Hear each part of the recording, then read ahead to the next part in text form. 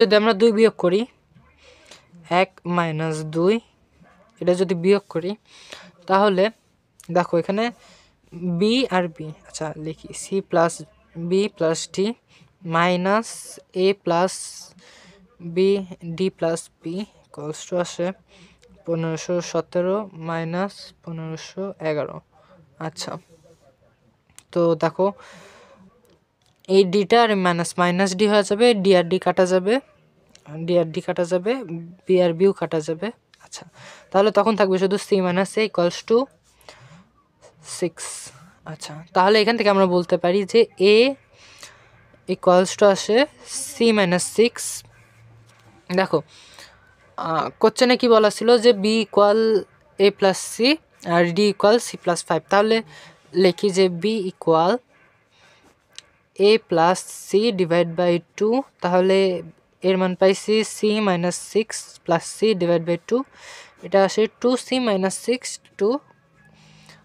2 common নিলে কাটাকাটি করলে পাবো সি মাইনাস 3। আচ্ছা তো আমরা পাইছি এর মান সি মাইনাস 6, বির মান পাইছি সি মাইনাস 3। আচ্ছা এখন এই সমীকরণটা এখান থেকে যে আমরা এ বি এর দুইটা ভ্যালু পাইলাম, তো এটা আমরা কোথায় বসাইতে পারি?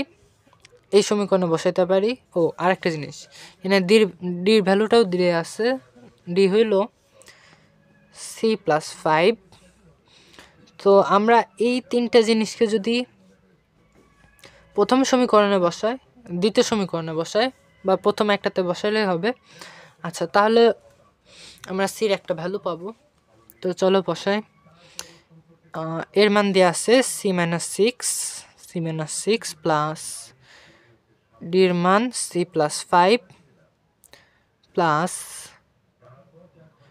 বির মান দিয়ে আছে সি মাইনাস 3 ইকুয়ালস টু 1511। এই সমীকরণে বসাইছি।